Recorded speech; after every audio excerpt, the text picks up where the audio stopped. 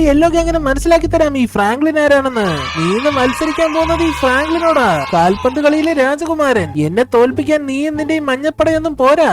നമുക്കത് കണ്ടറിയണം ഫ്രാങ്ക്ലിനെ. ഈ മൈക്കിൾ ആരാണെന്ന് നിനക്കത് കാണിച്ചു തരാം. ഇന്ന് നീ ഈ മത്സരം ജയിച്ചാൽ ഞാൻ എന്റെ തല മുട്ടയടിക്കും. ഞാൻ മാത്രമല്ലടാ, എന്റെ കൂടെ നിൽക്കുന്ന ഈ റെഡ് ഗ്യാങ് മുട്ടയടിക്കും. പക്ഷെ അതൊരിക്കലും നടക്കാൻ പോകുന്നില്ല, കാരണം ഈ മത്സരം ഞാൻ തന്നെ ജയിക്കും. ഈ ഫ്രാങ്ക്ലിൻ ജയിക്കും. ഓൾറെഡി നീ മുട്ടയല്ലേടാ ഫ്രാങ്ക്ലിനെ, ഇനി ഇനി കൂടുതൽ മുട്ടയടിക്കാനാണ്. അവർക്കിടയിലുള്ള പോരാട്ടം കണ്ടോ ഗൈസ്? ഇന്ന് നമ്മൾ ഇവിടെ വലിയൊരു മാച്ചിനെ കാണുമെന്നാ തോന്നുന്നു ഡോറിമോനെ.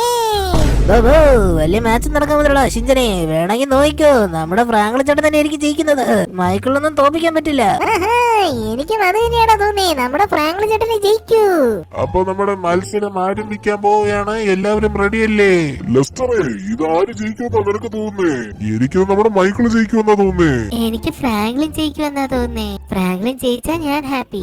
ഓക്കേടാ, അങ്ങനെയാണെങ്കിൽ നമുക്ക് മാച്ച് തുടങ്ങാം. കമോ മൈക്കിളെ, നീ തോക്കാൻ തയ്യാറായിക്കോ. ഞാനിതാ നിന്നെ തോപ്പിക്കുന്ന കാണിച്ചു തരാം എങ്ങനെയാണെന്ന്. ഫുട്ബോളിൽ എന്നെ തോപ്പിക്കാൻ ആർക്കൊണ്ട് സാധിക്കില്ല ഗൈസ് എന്ന് നിങ്ങൾക്ക് ഉറപ്പുണ്ടെങ്കിൽ